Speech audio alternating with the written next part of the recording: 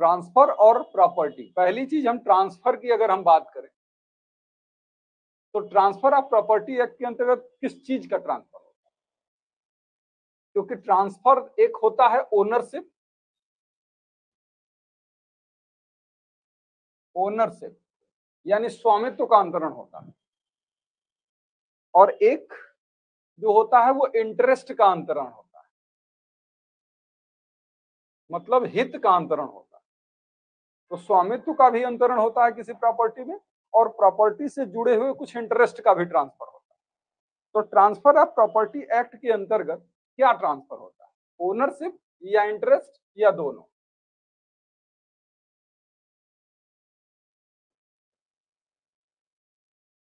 मतलब कुछ ऐसे ट्रांसफर होंगे यहाँ जो जिसमें ओनरशिप ट्रांसफर हो जाएगा, और कुछ ऐसे ट्रांसफर होंगे यहाँ जिसमें ओनरशिप ट्रांसफर नहीं होगा, केवल इंटरेस्ट, कुछ हितों का अंतरण होगा। क्योंकि बहुत सारे हितों को मिला के ओनरशिप बनता है। बहुत सारे इंटरेस्ट जब इकट्ठा हो जाते हैं तो वो क्या बन जाते हैं? ओनरशिप बन जाता है। और ओनरशिप का मतलब होता है एब्सोल्यूट इंटरेस्ट। मेरी बात समझ रहे हैं कि बब ओनरशिप का मतलब बहुत सारे इंटरेस्ट जब इकट्ठा हो जाए तो उसे ओनरशिप बन जाती है। और उसमें से अगर ओनरशिप नहीं है तो कुछ हितों का अंतरण करने का मतलब होता है, जैसे हमारी संपत्ति है लेकिन हमने किराए पर दे रखा है कब्जे के लिए, तो उसमें हमने क्या ओनरशिप का ट्रांसफर किया है? नहीं ना, केवल इंटरेस्ट का ट्रांसफर किया है, यानी पोजेशन का ट्रांसफर किया है, उसके इंजॉयमेंट का जो राइट है वो मैंने ट्रांसफर किया है। ओनरशिप अभी भी हमारे पास है। तो ट्रांसफर ऑफ प्रॉपर्टी एक्ट के अंतर्गत ये बात आप बहुत अच्छे से समझ लीजिए कि सिर्फ ओनरशिप का ही ट्रांसफर नहीं होता है, इसमें ओनरशिप का भी ट्रांसफर होगा और इंटरेस्ट का भी ट्रांसफर होगा, वो इससे रेगुलेट होगा। दूसरी बात आती है प्रॉपर्टी की। प्रॉपर्टी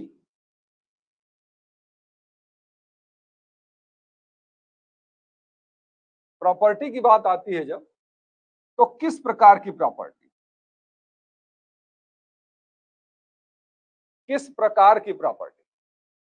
जैसे प्रॉपर्टी तो मूवेबल प्रॉपर्टी भी है, मूवेबल प्रॉपर्टी भी होती है, इमूवेबल प्रॉपर्टी भी होती है, इमूवेबल प्रॉपर्टी भी होती है, होने को तो इंटेलेक्चुअल प्रॉपर्टी भी होती है, इंटेलेक्चुअल प्रॉपर्टी भी होती है।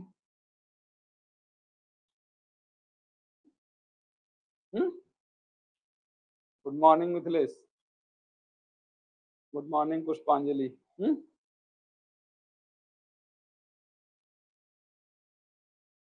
तो प्रॉपर्टी का मतलब क्या हुआ? अरे हाँ, प्रॉपर्टी का मतलब एनी काइंड ऑफ प्रॉपर्टी, मतलब किसी भी प्रकार से संपत्ति, चाहे मूवेबल हो चाहे इमूवेबल। और एक जो प्रॉपर्टी का हमने तरीका बताया है इंटेलेक्चुअल प्रॉपर्टी, इसको हम कहते हैं बौद्धिक संपदा। और ये ऐसी चीज होती है जो दिखाई नहीं देती, जैसे कॉपीराइट वगैरह है, पेटेंट वगैरह, सुना है ना कि एक गाना है, कोई किताब हमने लिखी, कोई चित्र भी बनाया, तो उसमें हमको कॉपीराइट है कि इस प्रकार का, जैसे हमारी कोचिंग का या हमारा कोई लोगो है, उसको आप यूज नहीं कर सकते। तो एक कॉपीराइट है, जो हमने बनाया उसको हम ही यूज करें, इसको आप यूज नहीं कर सकते जब तक कि मैं आपको ट्रांसफर न करें।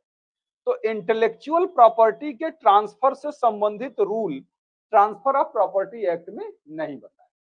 तो ये ऐसे ट्रांसफर पर, ऐसे प्रॉपर्टी पर लागू नहीं। कौन सी प्रॉपर्टी पर लागू होगा? मूवेबल और इमूवेबल। ये चल संपत्ति और अचल संपत्ति के अंतरण पर ही लागू होता है। ये अन्य प्रकार की संपत्तियों पर लागू नहीं होता। अच्छी चीज ये है कि मूवेबल और इमूवेबल दोनों पर लागू होता है। मूवेबल और इमूवेबल। तो मूवेबल प्रॉपर्टी के ट्रांसफर के संबंध में रूल तो हम सेल ऑफ गुड्स एक्ट में पढ़ते हैं, और इमूवेबल प्रॉपर्टी के संबंध में रूल हम ट्रांसफर ऑफ प्रॉपर्टी एक्ट में पढ़ते हैं। क्या ये मेरा स्टेटमेंट सही है? ये चल संपत्तियों के अंतरण के संबंध में नियम हम सेल ऑफ गुड्स एक्ट में पढ़ते हैं।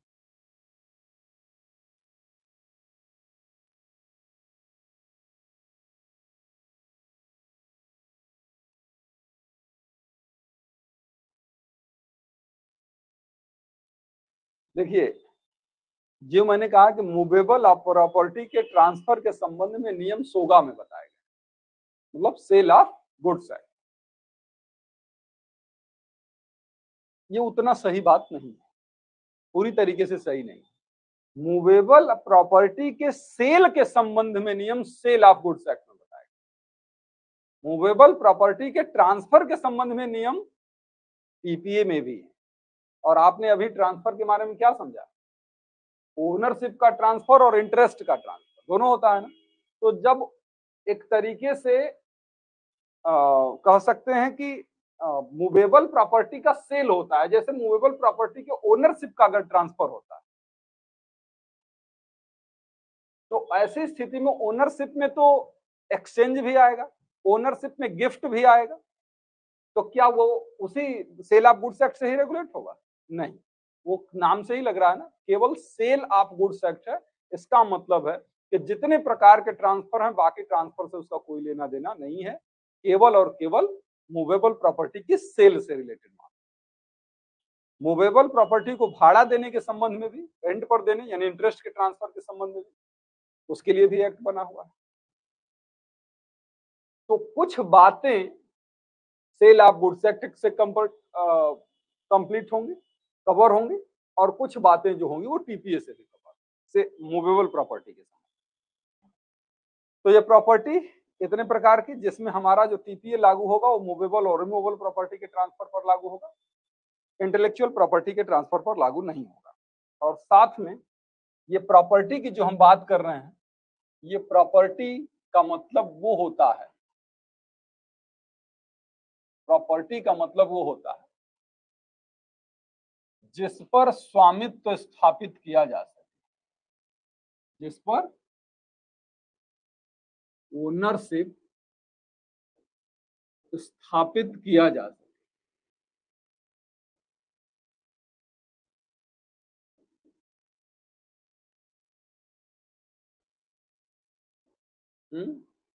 माने प्रॉपर्टी कौन सी ट्रांसफर होगी? अरे जिस पर ओनरशिप बनाया जा सकता है।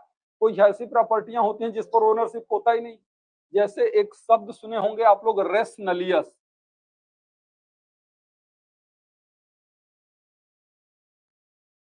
रेस नलियस प्रॉपर्टी किसको कहते हैं? कहते हैं जिस पर या जिसका कोई स्वामी न हो,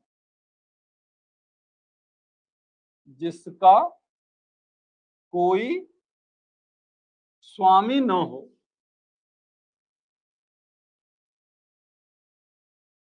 और न ही उस पर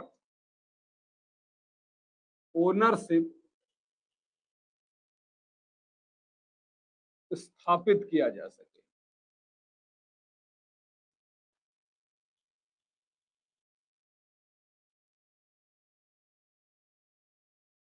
ठीक है, न तो जिसका ओनर है और न जिस पर ओनरशिप बनाने लायक है, ऐसी कोई प्रॉपर्टी होगी तो उसको हम रेस नलियस प्रॉपर्टी कहते हैं। तो इस रेस नलियस प्रॉपर्टी पर टीपीए लागू नहीं होगा। एग्जाम्पल में जैसे धूप, धूप हो, जैसे हवा, इन सब चीजों पर क्या ओनरशिप बनाया जा सकता है या किसी का है ओनरशिप? तो इसलिए ये सारी जो प्रॉपर्टी है ये बहुत कीमती चीज है, लेकिन फिर भी इस पर कोई मालिकाना हक नहीं बना। तो ऐसे प्रॉपर्टियों का ट्रांसफर भी टीपीए के अंतर्गत नहीं हो सकता। भाई जिस प्रॉपर्टी पर ओनरशिप स्थापित किया जा सकता है वही प्रॉपर्टी ट्रांसफर भी की जा सकती है। जिस पर ओनरशिप नहीं हो सकता उसका ट्रांसफर भी नहीं हो सकता। तो ये रेशनलियस प्रॉपर्टी मतलब प्रॉपर्टी के बारे में। अब बात जब हम कर रहे हैं ओनरशिप की, तो ये ओनरशिप क्या होता है, इस ओनरशिप का क्या मतलब है? ओनरशिप का मतलब ये है कि किसी प्रॉपर्टी के संबंध में जब किसी व्यक्ति का एब्सोल्यूट इंटरेस्ट हो, मतलब बहुत सारे इंटरेस्ट हो या सारे इंटरेस्ट हो, तो वो बन जाता है ओनरशिप। यानी अगर किसी प्रॉपर्टी के संबंध में किसी व्यक्ति को उसे सेल करने का राइट हो, उसे किसी व्यक्ति को गिफ्ट करने का राइट हो, उसे डिस्ट्रॉय करने का राइट हो, मतलब उसे नष्ट कर देने का राइट हो, उसे यूज करने का राइट हो, मतलब एनी काइंड ऑफ राइट। जब किसी व्यक्ति को किसी संपत्ति के संबंध में वो चाहे तो उसको सेल कर सकता है, चाहे तो उसको किसी को बिना पैसे के दे दे, गिफ्ट कर दे, चाहे तो उसको वो नष्ट कर दे, चाहे तो उसको एंजॉय करे, अगर ये सारे राइट किसी व्यक्ति में है तो इसका मतलब है कि वो उसका ओनर है। ठीक है ना? उसको पोजीशन रखने का हक है, उसको डिस्ट्रॉय करने का हक है, उसे किसी को सेल कर देने का हक है, उसे किसी को गिफ्ट कर देने का हक है। इसका मतलब है कि वो उस संपत्ति का मालिक है। तो यही है कि किसी प्रॉपर्टी पर ओनरशिप हो सकता है, वैसी ही प्रॉपर्टियां ट्रांसफर ऑफ प्रॉपर्टी एक्ट के अंतर्गत ट्रांसफर होती है। तो अब इतनी बात ट्रांसफर ऑफ प्रॉपर्टी एक्ट के संबंध में हुई, ये बात समझ में आई है सबको? कमेंट बॉक्स में बताइए। Good morning Ashutosh. Transfer of property act में हमने ट्रांसफर को भी समझाया और इंटरेस्ट, अरे प्रॉपर्टी को भी समझाया कि ट्रांसफर क्या होता है, ओनरशिप भी कभी कभी, और कभी कभी ओनरशिप ट्रांसफर नहीं होता, केवल इंटरेस्ट ट्रांसफर होता है। और ट्रांसफर का मतलब होता है वो इंटरेस्ट एक व्यक्ति के पास से दूसरे व्यक्ति के पास जाना। जिस इंटरेस्ट का ट्रांसफर किया जा रहा है, एक जगह से दूसरे जगह जाने की जो प्रक्रिया है उसी का नाम ट्रांसफर।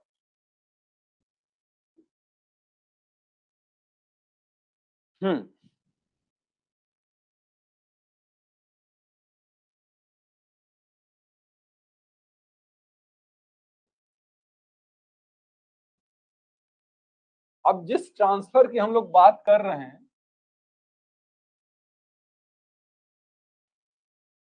जिस ट्रांसफर की हम लोग बात कर रहे हैं, वो ट्रांसफर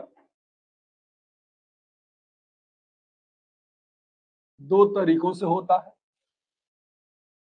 एक by act of the party, by act of the party.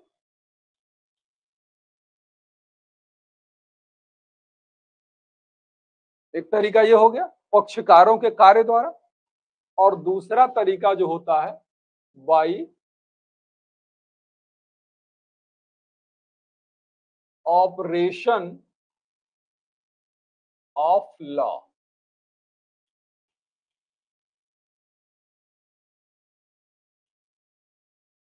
By act of the party और बाई ऑपरेशन ऑफ लॉ।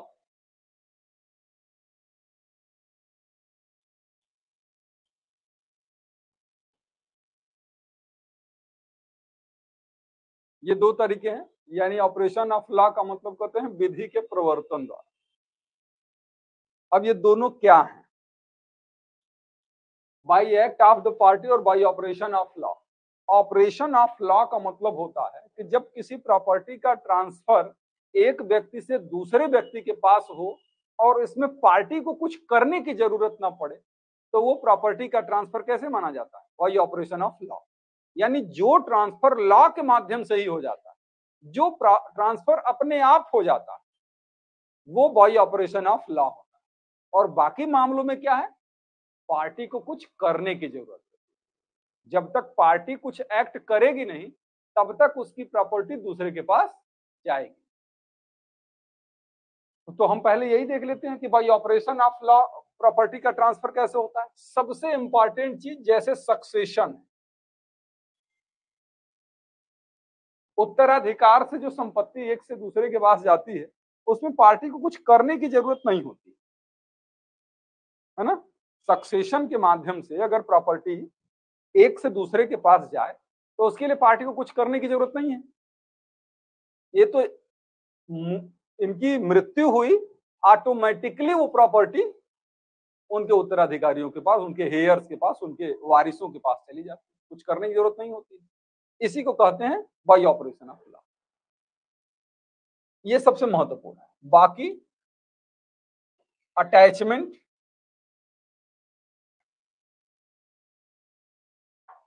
यानी कि कोर्ट के द्वारा जो कुर्की कराई जाती है,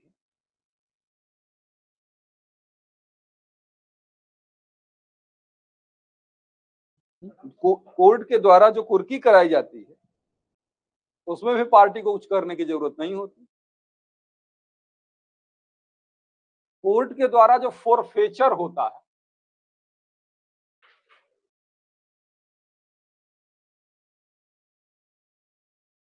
इसको क्या कहते हैं? जब्ती। यानी आपने कोई गलती की और आपकी संपत्ति को जब्त कर लिया गया।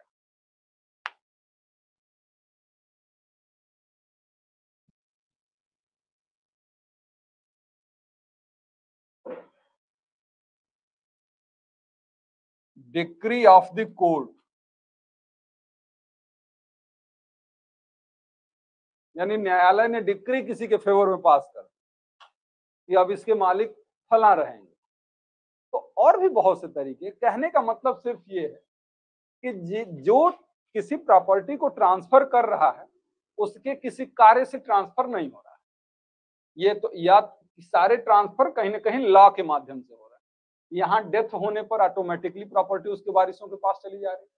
बाकी ये अटैचमेंट जो होता है वो कोर्ट कराता है।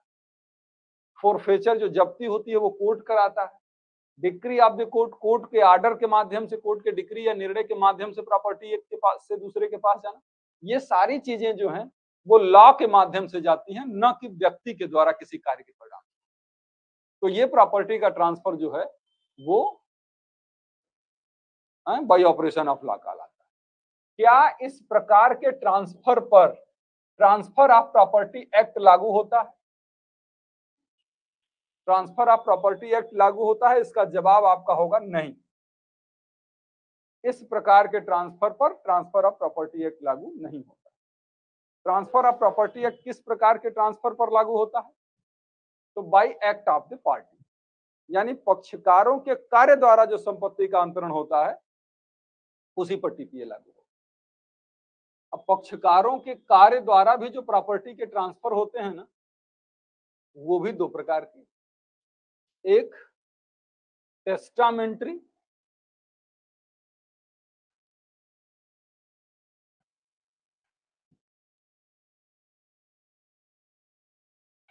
टेस्टामेंट्री ट्रांसफर,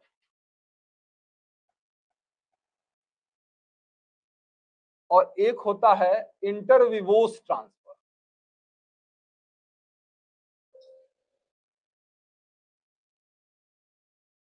इंटरविवोस ट्रांसफर,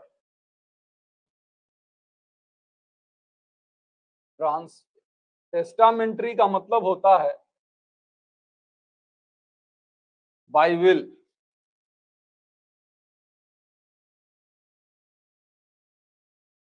वसीयत द्वारा, है ना। किसी दस्तावेज के माध्यम से ऐसा ट्रांसफर किया गया कि जैसे किसी व्यक्ति ने लिख दिया कि मेरे मरने के बाद ये संपत्ति फला को चली जाएगी। ये तो by act of the party ही हुआ ना। पक्षकार ने जिसको चाहा उसी को संपत्ति दी ना, इसमें लॉ का कोई हस्तक्षेप तो था नहीं। तो ये by act of the party ही हुआ। एक व्यक्ति मरेगा तो संपत्ति दूसरे व्यक्ति के पास चली जाएगी, जैसे हमने वसीयत वगैरह की बात। क्या इस पर टीपीए लागू होता है? नहीं। ऐसे ट्रांसफर जो by act of the party भी हो रहे हैं, लेकिन टेस्टामेंट्री ट्रांसफर है, ऐसे मामलों में भी टीपीए लागू नहीं होता, यानी टीपीए उसके बारे में कोई कानून नहीं बताता। अब इंटर विवोस ट्रांसफर की बात करते हैं। इंटर विवोस ट्रांसफर का मतलब होता है कि from one living person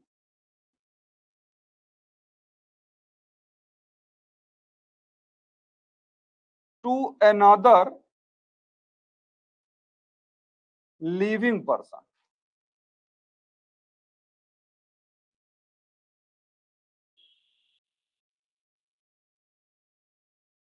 inter vivos transfer का मतलब क्या हुआ? एक जीवित व्यक्ति से दूसरे जीवित व्यक्ति को अंतरण करना। For from one living person to another living person, मतलब देने वाला भी जिंदा और लेने वाला भी जिंदा। क्या इस पर टीपीए लागू होता है? यस। टीपीए जो लागू होता है वो ऐसे ट्रांसफर पर ही लागू होता है जो जीवित से जीवित को किए जाते हैं। और ये बात हमको कहां मिलती है? Section 5 of transfer of property है। एक जीवित व्यक्ति से दूसरे जीवित व्यक्ति को अंतरण हो।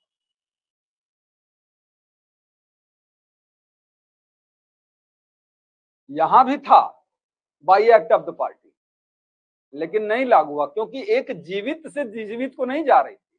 जब तक एक व्यक्ति मर नहीं रहा था तब तक संपत्ति दूसरे के पास जा ही नहीं रही, इसलिए इस कंडीशन को वो फुलफिल नहीं कर रहा था। लिविंग टू लिविंग नहीं जा रहा था, इसलिए वो टेस्टामेंट्री ट्रांसफर जो होते हैं, वसीयती जो होते हैं, उसको टीपीए से कोई लेना देना नहीं होता। तो अब बात इतनी तो समझ में आ गई,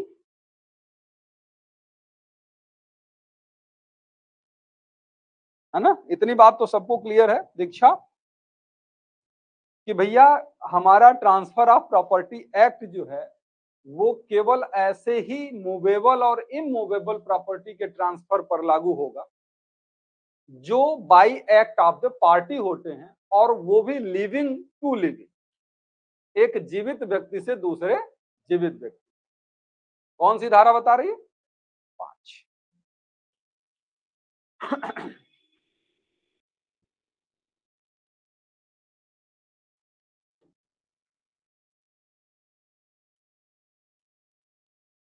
अब हम पूरे ट्रांसफर ऑफ प्रॉपर्टी एक्ट को थोड़े से लक्षण तो टीपीए ने यहीं पे दिखा दिया है।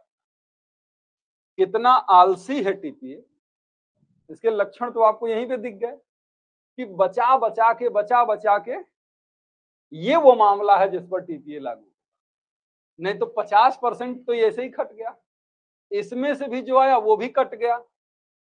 अब अभी हम जब एक्ट पढ़ेंगे तो पता चलेगा ले इस पर भी टीपीए लागू नहीं है।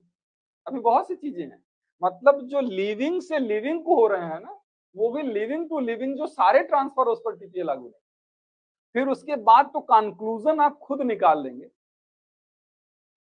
कि क्या ये एग्जॉस्टिव लॉ है या नहीं। किसी भी लॉ का जो नेचर होता है, जो पहला प्रश्न है कि क्या ये लॉ एग्जॉस्टिव है अथवा नहीं है, इसको कहते हैं क्या ये सर्वसमावेशी है कि नहीं। तो आप खुद ही बताएंगे कि है अथवा नहीं है, क्योंकि उसके बारे में हम लोग पहले ही देख ले रहे हैं। इस पूरे, पहले तो इसकी डेट याद कर लीजिए, इन्फोर्समेंट डेट याद कर लीजिए, 1 जुलाई 1882। ये इन्फोर्समेंट डेट पता होती है ना? इन्फोर्समेंट डेट क्या होती है? जिस दिन कोई एक्ट जिस दिन लागू किया गया, इन्फोर्स, हाँ इन्फोर्स हुआ यानी जिस दिन लागू हुआ, जिस दिन बना नहीं, तो 1 जुलाई 1882। अच्छा, टोटल सेक्शन अगर आप देखेंगे इसमें, टोटल सेक्शन अगर आप देखेंगे तो बस 137, ठीक ना, 137। और चैप्टर आप देखेंगे इसमें तो इसमें होंगे चैप्टर 8, बस इतना छोटा सा है। हाँ भाई, जहाँ 400-500 धाराएं आप पढ़ते हैं उसके हिसाब से तो छोटा ही है।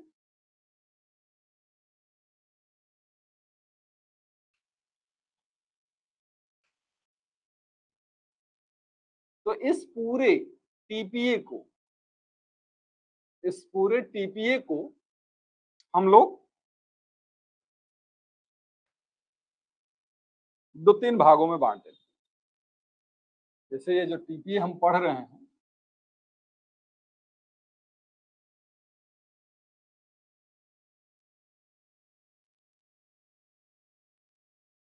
एक जो बात हम करेंगे हम नेचर एंड स्कोप की बात करेंगे।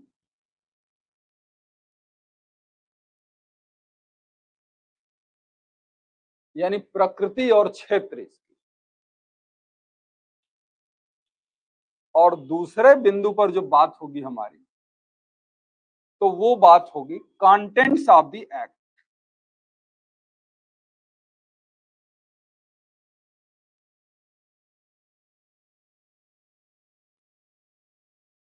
ठीक है, नेचर एंड स्कोप और कंटेंट्स ऑफ द एक्ट।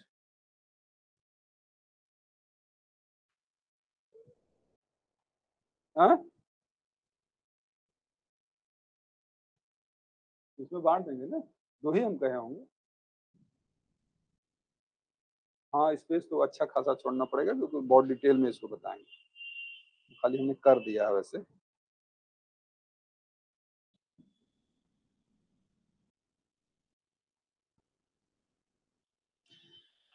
अब इसके नेचर और स्कोप को कौन समझा रहा है? जब इसका हम प्रियम्बल पढ़ रहे हैं ना,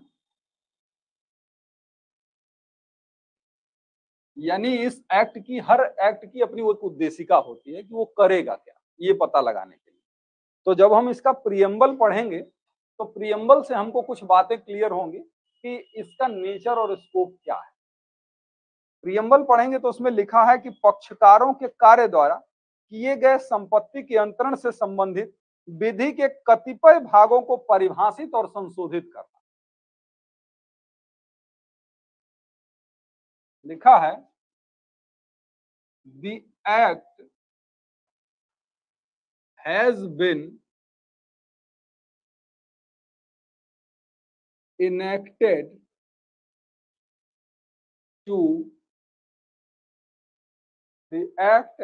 been enacted to define and amend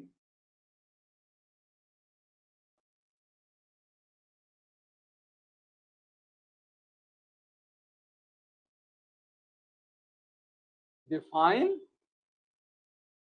and amend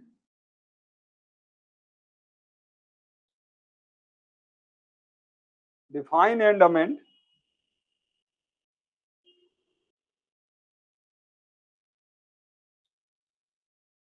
certain part of the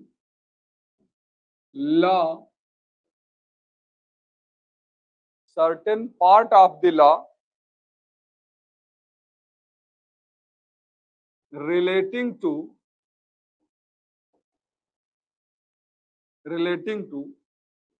transfer of property by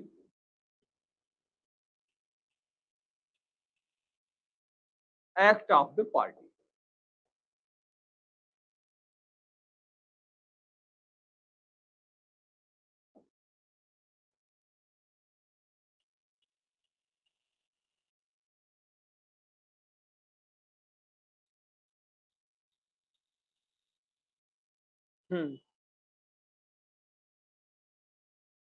ठीक है, ये प्रियम्बल आपने पढ़ा कि पक्षकारों के कार्य द्वारा, यानी किस प्रकार के ट्रांसफर पर लागू हो रहा है। ये सिर्फ और सिर्फ उस प्रकार के ट्रांसफर पर लागू हो रहा है जो कैसे हो रहे हैं,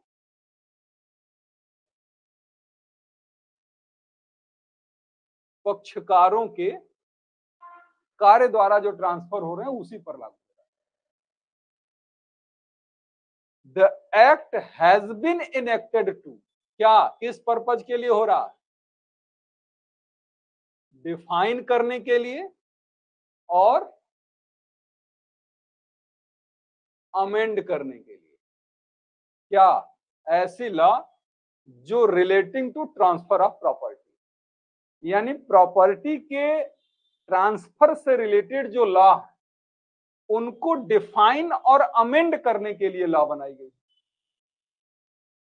एक शब्द होता है कि कंसोलिडेट करने के लिए, डिफाइन करने के लिए, अमेंड करने के लिए। इसमें कंसोलिडेशन शब्द नहीं, इसमें क्या है, केवल और केवल डिफाइन करेगी, उनको अमेंड करेगी। एक बात। और दूसरी चीज ये,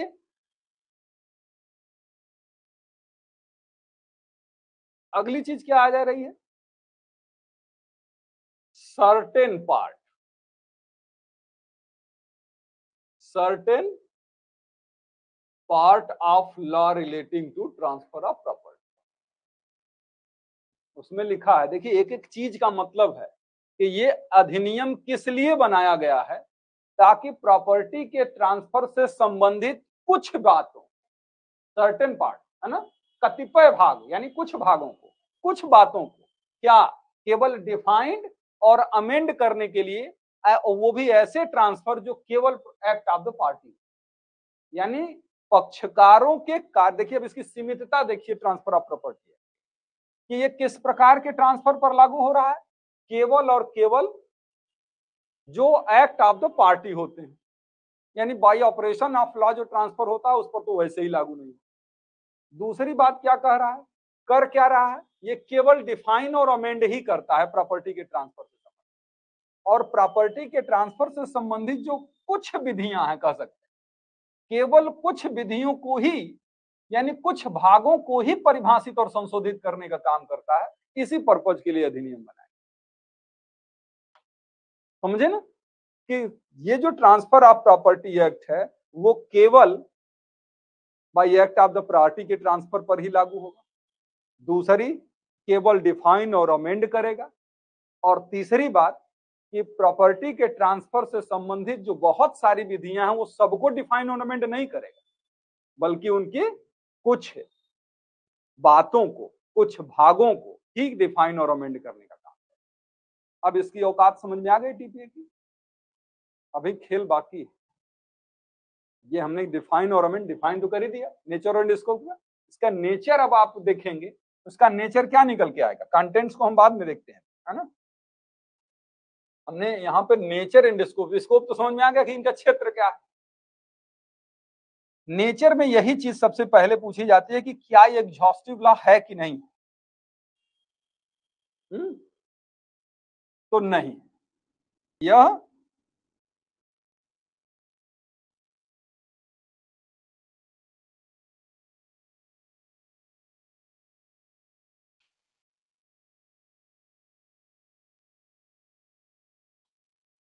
यह एग्जॉस्टिव लॉ नहीं है, क्योंकि ये प्रॉपर्टी के ट्रांसफर से संबंधित सारी बातों को अपने अंदर समाहित नहीं करती। जनरली एग्जॉस्टिव लॉ किसको कहा जाता है, सर्वसमावेशी का मतलब।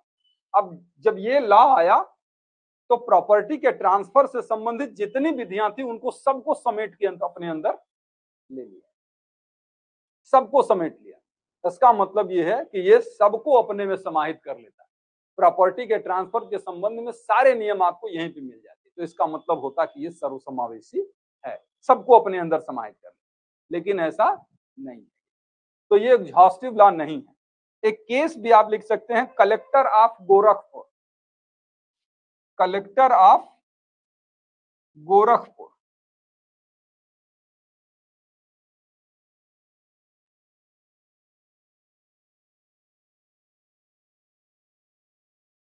Collector of Gorakhpur versus Palakdhari.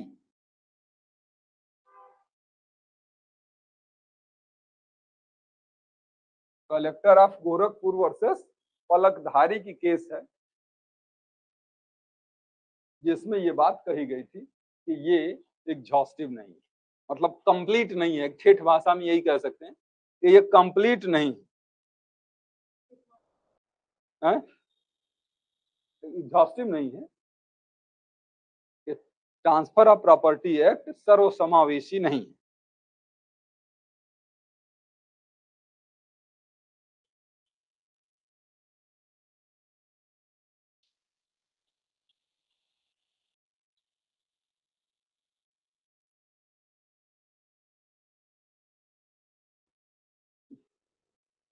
जिसको इतना काम है उसको भी आलस आ रहा है।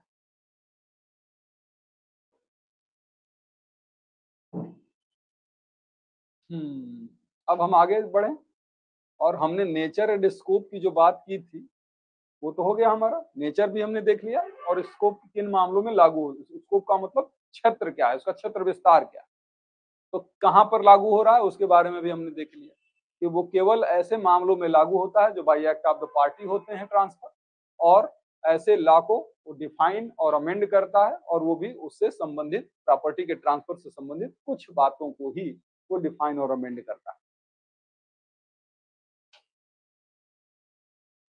हमने दूसरा पार्ट का क्या था, कंटेंट्स ऑफ द एक्ट, है ना, यही था ना,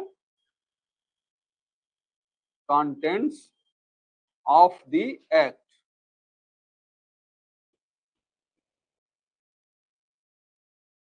कंटेंट्स ऑफ द एक्ट में एक हम देखेंगे जनरल रूल,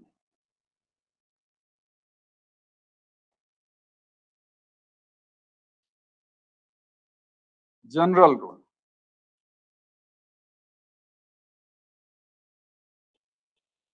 यानी सामान्य नियम, और एक देखेंगे हम लोग स्पेसिफिक ट्रांसफर,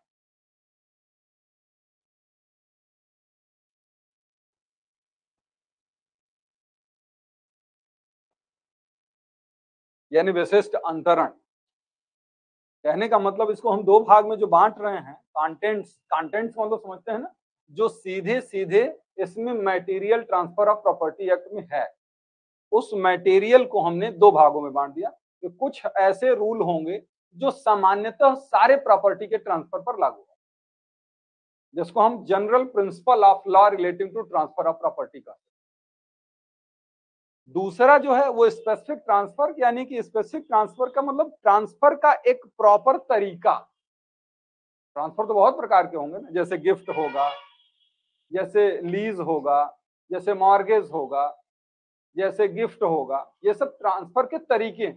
तो वो स्पेसिफिक ट्रांसफर क्या क्या है और कहां कहां है, कैसे है, उसके बारे में बात करें। जनरल रूल का मतलब जनरल प्रिंसिपल, जैसे अभी जो आपने ट्रांसफर ऑफ प्रॉपर्टी एक्ट पढ़ा हुआ, तो ट्रांसफर ऑफ क्या इंडियन कॉन्ट्रैक्ट एक्ट पढ़ा हुआ, इंडियन कॉन्ट्रैक्ट एक्ट में आपने देखा ना कि सेक्शन 1 to 75 जो है वो जनरल प्रिंसिपल ऑफ लॉ, अरे जनरल प्रिंसिपल ऑफ कॉन्ट्रैक्ट बताता है, संविदा के सामान्य नियम, सामान्य सिद्धांत। यानी चाहे कहीं कोई लॉ पढ़ रहे हैं उसमें कॉन्ट्रैक्ट की बात आएगी तो वही रूल लागू होंगे जो सेक्शन 1 से लेकर 75 तक बताए गए। तो इसी तरीके से प्रॉपर्टी के ट्रांसफर के संबंध में आगे हम जो कुछ भी देखेंगे वो उसके बेसिक रूल यानी जनरल रूल आपको यहीं पे मिलेंगे। और ये जनरल रूल कहाँ है, चैप्टर नंबर 1 में और चैप्टर नंबर 2 में, चैप्टर नंबर 1 और चैप्टर नंबर 2 में।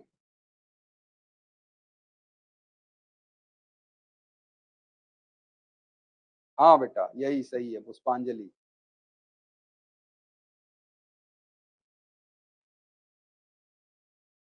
तो चैप्टर नंबर 1 और 2 में सामान्य नियम है। अब इस चैप्टर नंबर 1 और 2 में दो चीजें हैं, ए अगर हम देखेंगे तो वो इंट्रोडक्शन होगा,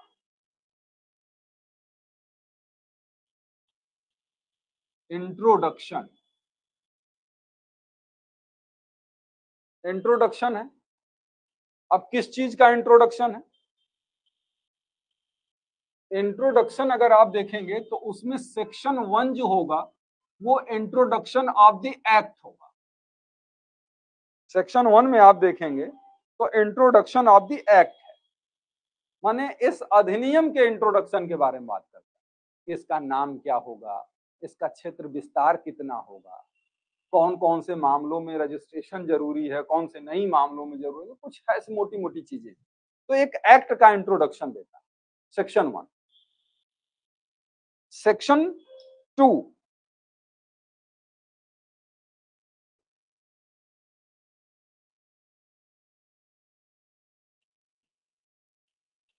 सेक्शन 2 जो बात करता है वो बात करता है सेविंग ऑफ सर्टेन राइट्स।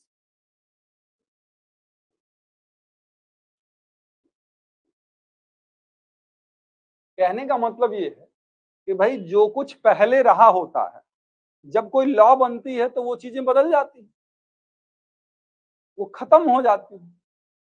लेकिन टीपीए बनने के बावजूद भी कुछ नियम जो पहले से प्रॉपर्टी के ट्रांसफर के संबंध में चले आ रहे थे वो क्या नहीं बदले और अभी भी ज्यों के त्यों इस अधिनियम के आने के बाद भी बने रहे।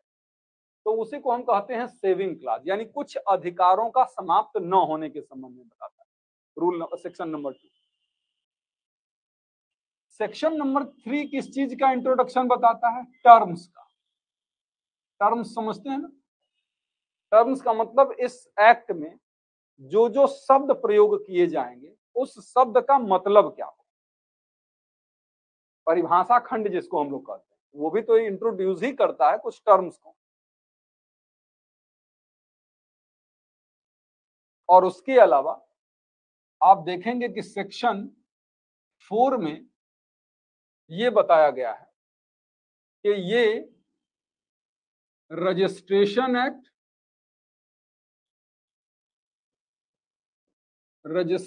एक्ट, और कॉन्ट्रैक्ट एक्ट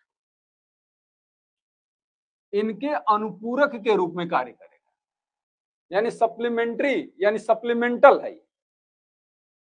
किसका? रजिस्ट्रेशन एक्ट और कॉन्ट्रैक्ट एक्ट। तो जब आप सेक्शन 4 पढ़ेंगे तो उसमें लिखा है ये बात कि ट्रांसफर ऑफ प्रॉपर्टी एक्ट में जो बातें हैं वो इंडियन कॉन्ट्रैक्ट एक्ट से रेगुलेट होंगी। हमने कहा था ना कि जनरल प्रिंसिपल ऑफ कॉन्ट्रैक्ट जो है वो कॉन्ट्रैक्ट एक्ट में ही बताया गया है। जनरल प्रिंसिपल का मतलब क्या?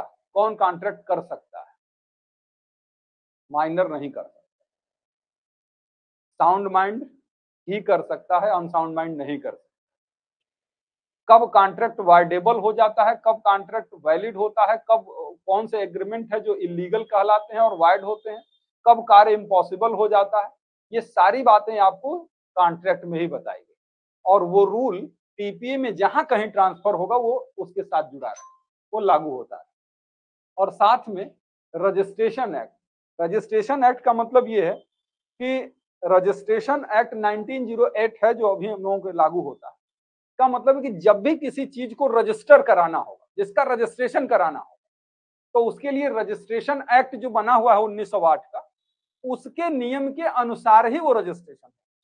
तो टीपीए में जहां कहीं रजिस्ट्रेशन की बात आएगी कि ये ट्रांसफर रजिस्टर्ड होना चाहिए, तो किसके अनुसार रजिस्टर्ड होना चाहिए?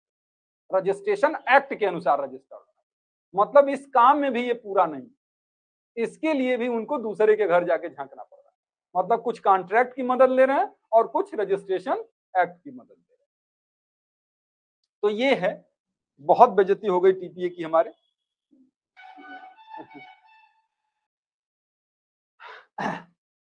तो ये क्या कह रहे थे हम लोग कि ये इंट्रोडक्शन वाला पार्ट एक हो गया। मतलब जनरल रूल में हमने दो हिस्सों में बांटा। एक हिस्सा जो होगा वो जनरल रूल चैप्टर नंबर 1 और 2 में है, और चैप्टर नंबर 1 इंट्रोडक्शन का पार्ट हो गया। चैप्टर नंबर 1 जो है वो इंट्रोडक्शन का पार्ट हो गया, और उसी में आपने देखा सेक्शन 1, सेक्शन 2, सेक्शन 3, सेक्शन 4, 1 से लेके 4 तक चैप्टर नंबर 1 है। और इसमें आपने ये चीजों का एक्ट का इंट्रोडक्शन देख लिया, कुछ चीजें क्या इस अधिनियम के आने के बावजूद भी बची रह गई वो देख लिया, कुछ टर्म्स के एक्सप्लेनेशन क्या होंगे, डिफिनीशन क्या होगा वो देख लिया। वो सप्लीमेंटल चीजें भी देख ली कि ये अपने आप में तो कंप्लीट है नहीं, इसलिए इनको पूरा करने के लिए कॉन्ट्रैक्ट एक्ट भी इनकी मदद करेगा और इनका मदद रजिस्ट्रेशन एक्ट। जैसे आउटसोर्सिंग है, तमाम कंपनियां चल रही हैं और कंपनी में कर्मचारी केवल 8, बड़ी बड़ी कंपनियां, क्योंकि वो सारा काम जो है ना वो आउटसोर्सिंग के माध्यम से कर रहे हैं, अपना सारा काम दूसरों से करा ले रहे हैं, समझे ना, कॉन्ट्रैक्ट पर कि अच्छा आपको ये आता है ना, आप ये कर दीजिए, आप ये कर दीजिए। जैसे मान लीजिए कपड़ा बनाने वाली कंपनी, तो आपको क्या लग रहा है कि जो ब्रांडेड कंपनियां हो बैठ के कपड़ा सिल रही हैं? नहीं, उनके लिए कपड़ा बनाने का काम एक फैक्ट्री कर रही, वो उनकी नहीं है, उससे उसका कॉन्ट्रैक्ट हुआ है कि तुम हमारे लिए कपड़ा बनाओगे और सिर्फ हमारे लिए बनाओ। वहां से उन्होंने कपड़ा उठाया और एक कंपनी को दे दिया कि लो तुम सियो, इसको सिल के तैयार करो हमारे लिए। ये सिल रही है, हम क्या कर रहे हैं? हम कुछ नहीं कर रहे, लेकिन ब्रांड हमारा लग रहा है कि ये लो लिवाइस का हमने स्टिकर लगा दिया। इतनी मेहनत तो हम भी कर ही रहे हैं, स्टिकर तुमको दे रहे हैं कि यहाँ पे लगा देना, ये काम हम कर रहे हैं। तो सारा काम कैसे हो रहा है? आउटसोर्सिंग के माध्यम, दूसरे के माध्यम से हम करा रहे हैं। तो ऐसा भी होता है, जैसे ट्रांसफर ऑफ प्रॉपर्टी एक्ट देखे ना, इधर उधर से सब काम कर ले रहा है, काम इसका भी निकल ही जा रहा है इस आलसी आदमी का। तो ये एक इंट्रोडक्शन वाला हिस्सा रहा पहला। दूसरा, मैं अभी इसको कंप्लीट करता हूं ना, तो मैं थोड़ा सा बैक जाके फिर से आपको रिवाइज कराऊंगा, क्योंकि जो व्यक्ति पहली बार टीपीए पढ़ रहा होगा उसके दिमाग पर लोड बढ़ता जा रहा है। शुरू में लगा कि चलो ठीक है, 2 ही भाग में बांटे, एक एक्ट ऑफ द पार्टी और एक ऑपरेशन ऑफ लॉ, इतना तो हम दिमाग में टिका के रखें। फिर 2 भाग हो गए, फिर 2 भाग, अभी पूछ इनकी बढ़ती जा रही है। कुछ देर बाद दिमाग भी क्या करता है, छोड़ दो, अब बाद में देखें। जब समझना सही हो जाएगा तब हम देखेंगे कि इनकी पूछ लंबी कितनी जा रही। अब बात ही हम कर रहे हैं कि पूरे एक्ट का इंट्रोडक्शन है, तो स्वाभाविक है कि कितना भी संक्षेप में आदमी डिस्कस करेगा, लेकिन कुछ न कुछ तो चर्चा करनी पड़ जाएगी। और दूसरा हिस्सा क्या है? ये दूसरा हिस्सा जो बी के रूप में हम लोग दिखा रहे हैं, वो general principle of law relating to transfer of property. General principal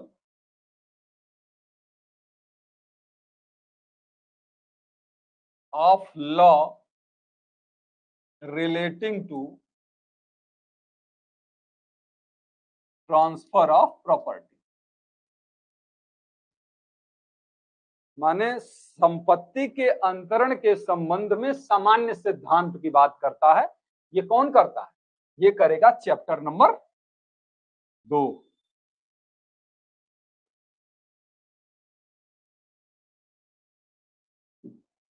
chapter number 2 करेगा कि संपत्ति के अंतरण के संबंध में सामान्य सिद्धांत, क्योंकि हम जनरल रूल ही तो पढ़ रहे हैं, यहां सब चीजें पूरे टीपीए पर लागू हो रही हैं। ये भी चैप्टर नंबर 2 भी हम पढ़ेंगे टीपीए पर, क्योंकि लग रहा है ना जनरल प्रिंसिपल है, यानी संपत्ति के अंतरण के संबंध में सामान्य सिद्धांतों की बात की जाए। तो सामान्य सिद्धांत क्या है? अब चैप्टर नंबर 2 जो है उसको भी 2 भाग में बांटिए। चैप्टर नंबर 2 को 2 भाग में बांटिए, और एक जो होगा वो सेक्शन 5 से लेके 37 तक होगा। एक हिस्सा 5 से लेके 37 तक, और दूसरा हिस्सा जो होगा वो सेक्शन 38 से लेके 53A तक।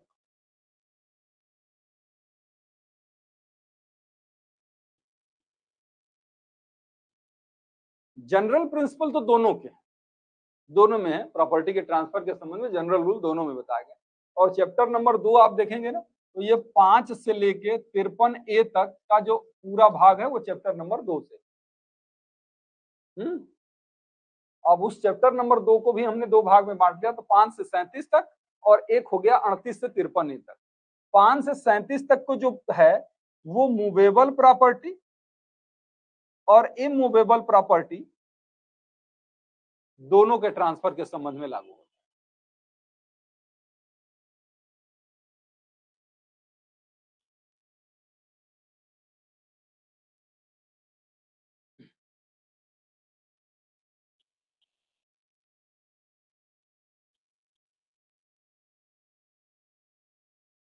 मूवेबल प्रॉपर्टी और इमूवेबल प्रॉपर्टी। 5 से लेकर 37 तक नियम जो है चल संपत्ति का अंतरण होगा चाहे अचल संपत्ति का अंतरण होगा, दोनों ही स्थितियों में ये लागू होगी। लेकिन 38 से लेकर 53A तक का जो प्रोविजन है वो केवल इमूवेबल प्रॉपर्टी के ट्रांसफर के संबंध में ही सामान्य सिद्धांतों की बात करेगा। ये मूवेबल प्रॉपर्टी के ट्रांसफर पर लागू होगा ही नहीं। ये मूवेबल प्रॉपर्टी के ट्रांसफर पर लागू होगा ही नहीं।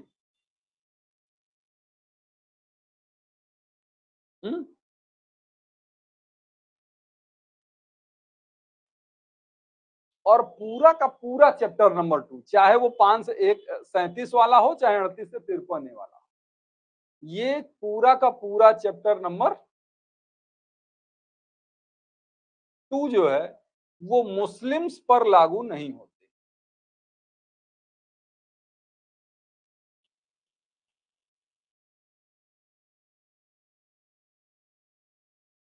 चैप्टर नंबर 2 मुस्लिम द्वारा किए गए ट्रांसफर पर लागू नहीं।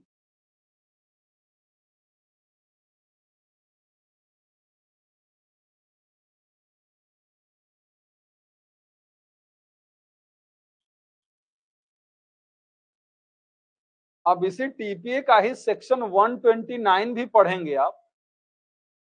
टीपीए में ही सेक्शन 129 जब आप पढ़ेंगे तो ये कहता है जो मोर्टिस कौजा है यानी डेथ बेड ट्रांजैक्शन जो होता है, एक गिफ्ट का एक तरीका है, ऐसे मामलों में भी टीपीए लागू नहीं, जिसको हम हिंदी में कहते हैं मर्ज उल मौत, यानी जब एक व्यक्ति ऐसी दशा में मृत्युशैया संव्यवहार भी उसको कहते हैं, डेथ बेड ट्रांजैक्शन, यानी एक व्यक्ति ऐसी स्थिति में है कि उसे लग रहा है कि अब मैं नहीं बचूंगा, और उस दौरान उसे ये जब लग रहा था कि नहीं बचूंगा तो उसने अपनी प्रॉपर्टी किसी को ट्रांसफर कर दी, तो ऐसी स्थिति में भी टीपीए उस पर लागू नहीं होगा अगर वो मुस्लिम द्वारा गिफ्ट किया गया है तो। ठीक है, तो ये इंट्रोडक्शन रहा, जनरल रूल रहा पूरा इसके संबंध में। अब एक बार मैं थोड़ा सा आपको रिकॉल कराता हूं। ये सब चीजें तो आप देखे ही हैं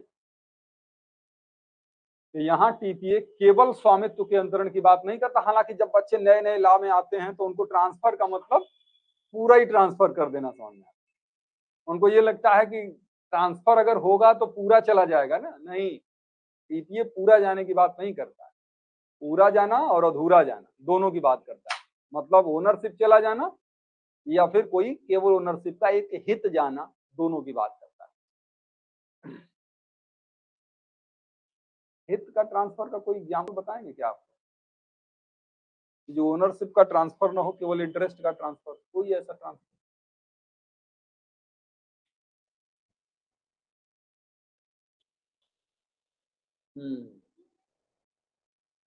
मॉर्गेज हो सकता है, लीज हो सकता है, ये सब क्या है?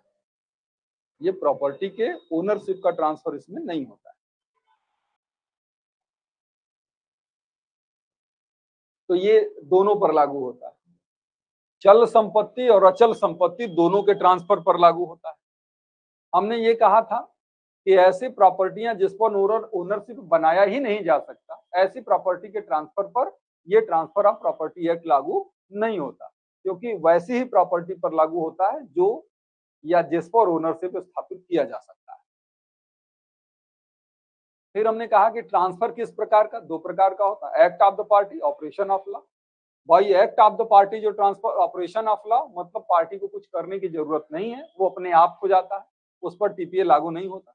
एक्ट ऑफ द पार्टी भी जो ट्रांसफर होते हैं वो भी एक टेस्टामेंट्री है, यानी एक व्यक्ति अपनी इच्छा से किसी व्यक्ति को अपनी संपत्ति अपने मरने के बाद ट्रांसफर करता है, यानी वो विल पर भी ये टीपीए लागू नहीं होता।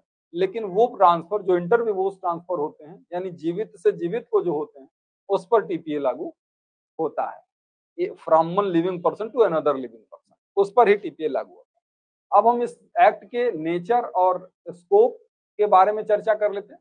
तो नेचर और स्कोप पता चलता है प्रियम्बल से, और प्रियम्बल ये कहता है कि ये केवल संपत्ति के जो वो ट्रांसफर जो bye act of the party होती है, ऐसे ट्रांसफर के संबंध में ही जो विधियां हैं उन विधियों को डिफाइन और अमेंड करने का काम करता है, और विधियों के कुछ भागों को डिफाइन और अमेंड करने का काम।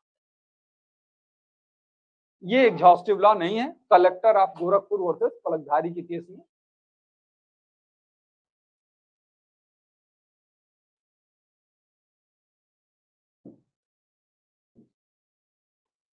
ये बात कही गई थी। फिर उसके बाद हमने कंटेंट्स ऑफ द एक्ट देखा, एक नेचर एंड स्कोप था और एक कंटेंट्स था। तो जो कंटेंट्स है माने हम धारा में प्रवेश कर जाएं अगर, तो उसके बारे में अगर देखें तो इसको हम दो भागों में बांट देते हैं। एक जनरल रूल है जो पूरे टीपीए पर लागू होगा, और दूसरा है स्पेसिफिक ट्रांसफर, यानी वो सिर्फ स्पेसिफिकली किसी खास ट्रांसफर पर ही लागू। जो जनरल रूल है उसमें चैप्टर नंबर 1 और 2 आते हैं, यानी सेक्शन 1 से लेके 53A तक के जो प्रोविजन है वो जनरल रूल कहलाते हैं। और उसमें जो पहला हिस्सा है वो इंट्रोडक्शन का है, और इंट्रोडक्शन यानी चैप्टर नंबर 1 वो सिर्फ एक्ट के बारे में इंट्रोडक्शन देता है, यानी एक्ट का इंट्रोडक्शन होगा, कुछ राइट्स जो बचे रह गए उनका इंट्रोडक्शन होगा, उस एक्ट में जो टर्म्स प्रयोग होंगे उनका इंट्रोडक्शन होगा। उसके अलावा ये भी बताया जाएगा कि ये इनको कंप्लीट करने में कौन कौन से एक्ट सहायता करेंगे, एसोसिएशन एक्ट और कॉन्ट्रैक्ट एक्ट सहायता करेंगे। फिर उसके बाद चैप्टर नंबर 2 आता है जो बताता है कि ट्रांसफर ऑफ प्रॉपर्टी के संबंध में रूल क्या होंगे। तो जनरल रूल जो सब पर लागू होंगे उसकी बात करता है चैप्टर नंबर 2। तो वो रूल जो 5 से लेकर 37 तक है वो किस प्रकार की प्रॉपर्टी पर है, मूवेबल पर भी और इमूवेबल प्रॉपर्टी। लेकिन 38 से 53 तक के जो प्रोविजन है केवल इमूवेबल प्रॉपर्टी के ट्रांसफर पर लागू, और चैप्टर नंबर 2 मुस्लिम्स पर लागू नहीं। ठीक है,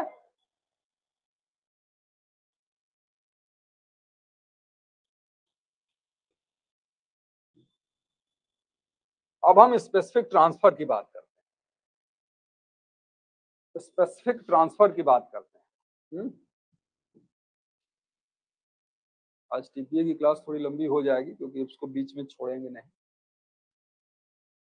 जो दूसरा हिस्सा हम लोगों का था स्पेसिफिक ट्रांसफर,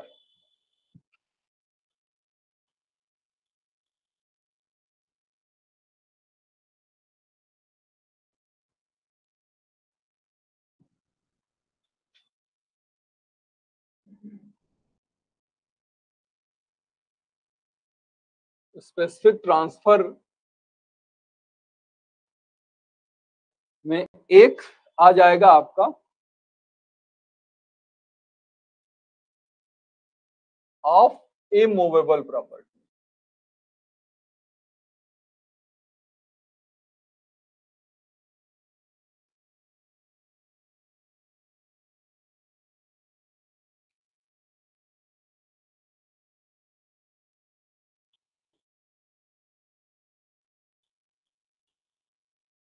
यानी अचल संपत्ति के अंतरण के संबंध में एक हिस्सा आ जा रहा है,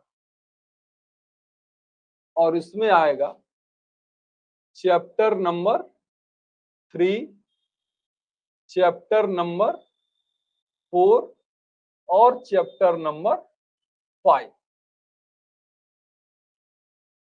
यानी उसका चैप्टर नंबर 3 और चैप्टर नंबर 4 और चैप्टर नंबर 5 केवल इमूवेबल प्रॉपर्टी के ट्रांसफर के संबंध में रूल बताया। हमने सुना था, देखा था ना कि ये मूवेबल और रिमूवेबल दोनों प्रकार के ट्रांसफर पर लागू है। अब उसमें भी कुछ चैप्टर जो ऐसे हैं जो केवल इमूवेबल प्रॉपर्टी का, जैसे चैप्टर नंबर 3 की अगर आप बात करते हैं ना, तो चैप्टर नंबर 3 में आप पढ़ेंगे सेल। इसके लिए जो प्रोविजन होगा आप सेक्शन नंबर 54 से लेके 57 तक के जो प्रोविजन आप देखेंगे वो सेल ऑफ इमूवेबल प्रॉपर्टी होगा। यानी किसकी बात करता है, सेल की बात करता है, लेकिन केवल इमूवेबल प्रॉपर्टी के सेल की। यानी मूवेबल प्रॉपर्टी का अगर सेल होगा तो वो टीपीए से रेगुलेट नहीं, उसके लिए सेल ऑफ गुड्स एक्ट बना हुआ। तो सेल जो है वो इमूवेबल प्रॉपर्टी के सेल से रिलेटेड। दूसरा चैप्टर नंबर 4 में जब हम आते हैं तो वो आता है मॉर्गेज, यानी बंधक। और बंधक की बात जब हम करते हैं तो ये सेक्शन 58 से शुरू होगा और जाएगा 104 तक। ये चैप्टर नंबर 4 मॉर्गेज के बारे में बात यानी बंधक के बारे में बात करें। और ये बंधक धारा 58 से लेके 104 तक है। और ये भी किसके बारे में बात करेगा? इमूवेबल प्रॉपर्टी का ही बंधक होता है ना। क्यों हम अपना बाइक बंधक नहीं रख सकते? पैसों की जरूरत है तो अगर हमको पैसों की जरूरत पड़ जाए तो हम बाइक को बंधक नहीं रख सकते, गिरवी हो जाएगा। अच्छा वो गिरवी हो जाएगा। मूवेबल प्रॉपर्टी की गिरवी होती है और ये मूवेबल प्रॉपर्टी का बंधक होता है, तो ये मॉर्गेज हो जाएगा। चैप्टर नंबर 5 जो है वो बात करेगा लीज की। लीज मतलब पट्टा, पट्टे की बात करता है। और इसके लिए प्रोविजन आपको मिलेगा 105 से लेके 117 तक, 105 से लेके 117 तक पट्टे के बारे में बात करता है। पट्टा किस प्रकार की संपत्ति का होता है?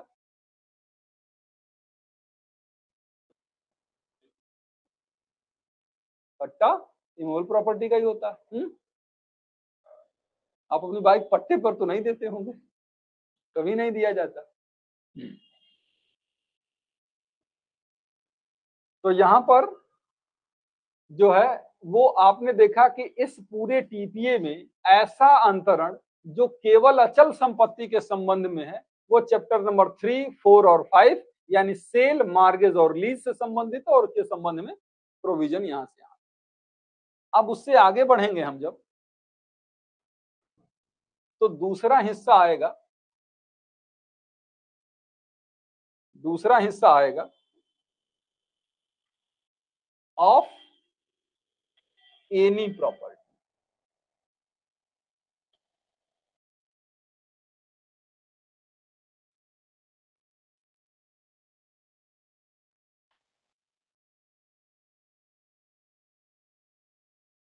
हमने यहां पे देखा था केवल इमूवेबल प्रॉपर्टी, अब देख रहे हैं किसी प्रकार की संपत्ति, वो चाहे मूवेबल होगी चाहे इमूवेबल, उससे संबंधित कौन से चैप्टर है?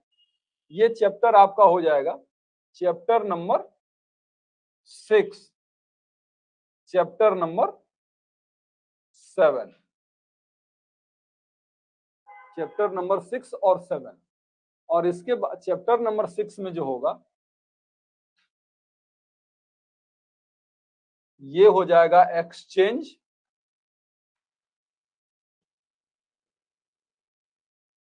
और जो कि सेक्शन 118 से लेके 121 तक होगा। और चैप्टर नंबर 7 जो बात करेगा वो बात करेगा गिफ्ट से रिलेटेड, जो सेक्शन 122 से 129 तक। अब अगर आपसे पूछा जाएगा इस तरीके का प्रश्न कि इसमें से कौन सा ट्रांसफर है जो मूवेबल प्रॉपर्टी से है, कौन सा ट्रांसफर है जो इमूवेबल प्रॉपर्टी से है, कौन सा ट्रांसफर है जो दोनों प्रकार का है, तो आप बता सकते हैं कि जैसे गिफ्ट में चाहे मूवेबल प्रॉपर्टी का गिफ्ट होगा चाहे इमूवेबल प्रॉपर्टी का गिफ्ट, दोनों ही दशाओं में टीपीए उसे को रेगुलेट करे और उससे संबंधित प्रोविजन 122 से 129 है। चैप्टर नंबर आप देखेंगे तो 7। एक्सचेंज की बात है। एक्सचेंज का मतलब चीज के बदले में चीज बदलना। सेल में क्या होता है? मुद्रा के बदले में चीज लेना, लेकिन एक्सचेंज में मुद्रा नहीं होती, वस्तु के बदले में वस्तु का बदलना होता है। अब ये चाहे मूवेबल प्रॉपर्टी हो और चाहे इमूवेबल प्रॉपर्टी हो, दोनों के एक्सचेंज के संबंध में रूल 118 और 121 में बताया। तो यहां से लेके यहां तक। अब अगला हिस्सा ऑफ मूवेबल प्रॉपर्टी।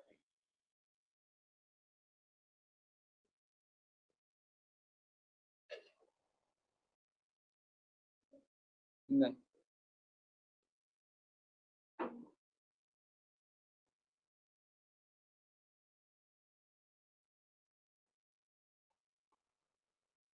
चल संपत्ति के अंतर्गत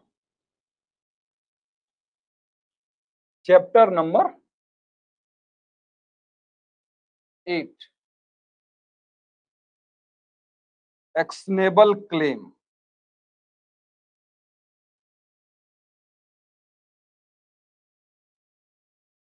जो कि सेक्शन 130 से लेके 137 तक।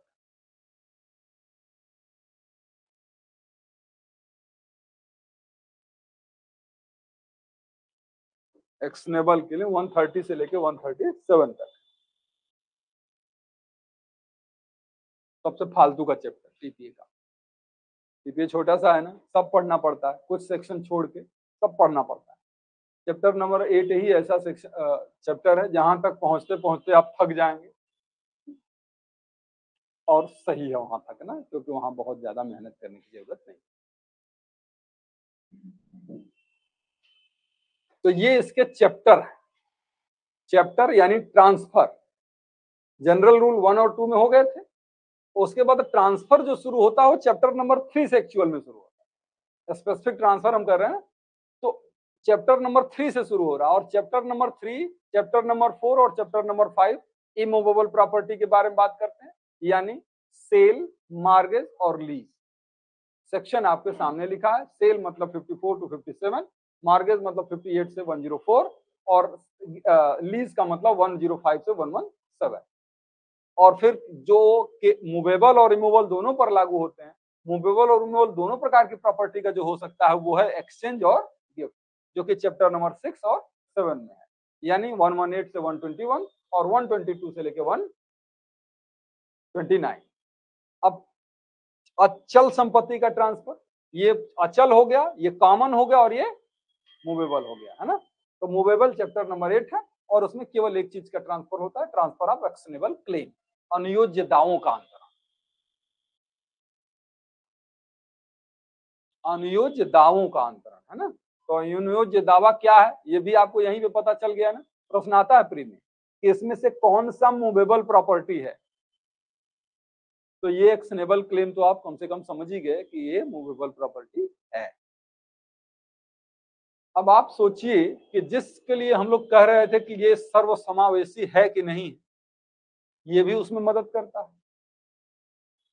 ये भी कहता है कि देखो भाई, जो सेल के संबंध में लागू होते हैं वो केवल इमूवेबल प्रॉपर्टी के सेल पर टीपीए लागू होता है, मूवेबल प्रॉपर्टी के सेल पर वैसे भी लागू नहीं होता, वैसे ही खत्म हो गया बात, आधा अधूरा काम किया इसने। मॉर्गेज की जो बात करता है, यानी इमूवेबल प्रॉपर्टी को अगर किसी के पास सिक्योरिटी के रूप में रख के कर्ज लेने की बात, तो ये बात टीपीए करता है। लेकिन अगर मूवेबल प्रॉपर्टी को किसी के पास सिक्योरिटी के रूप में रख के अगर कर्ज लेना हो तो उसके नियम ये नहीं बताता। लीज की बात करते हैं तो इमूवेबल प्रॉपर्टी भाड़े पर देने की बात करता है, लेकिन मूवेबल प्रॉपर्टी को भाड़े पर देने की बात टीपीए नहीं करता। मतलब तीनों ही चैप्टर जो सबसे बड़े हैं, आप देख रहे हैं ना, 117 तक के प्रोविजन केवल और केवल इमूवेबल प्रॉपर्टी पर लागू होते हैं, मूवेबल प्रॉपर्टी के ट्रांसफर पर लागू ही नहीं। यानी movable transfer of property act के स्कोप को इतना दबा के ये छोटा कर देते हैं, और बाकी यहां तक मान लीजिए ठीक है।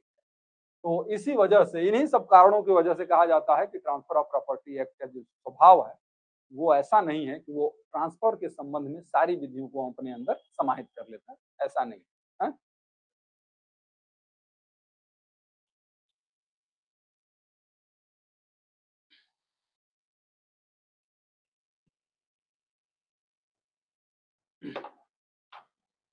तो ये है आपका, ठीक। चलिए, ट्रांसफर ऑफ प्रॉपर्टी एक्ट हम लोगों ने आज इंट्रोडक्शन की क्लास खत्म की। अब इसके बाद जो कॉन्ट्रैक्ट की क्लास है, नहीं कॉन्ट्रैक्ट की नहीं, किस चीज की है, टार्ट की क्लास है ना, टार्ट की क्लास है, जो मैंने टाइम रखा था 9 बजे से, वो थोड़ा सा हो सकता है कि 5 मिनट लेट हो, क्योंकि इसी क्लास में हम लोग लेट कर दिए। ठीक है, तो ब्रेक के बाद मिलते हैं लॉ ऑफ टार्ट के साथ। Harshita good morning, Sangeeta good morning.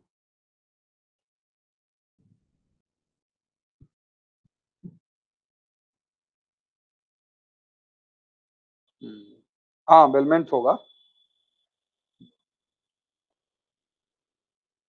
Higher and purchase act के अंतर्गत वो भाड़े पर चीजें वाली रेगुलेट होती है। टार्ट का बेटा कोई बेयर एक्ट नहीं होता है।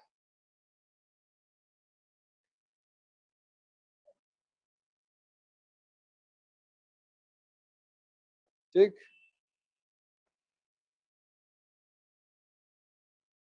हाँ बुक होती है, आते हैं बताते हैं। हाँ बेटा, सीपीसी और कॉन्ट्रैक्ट पूरा हो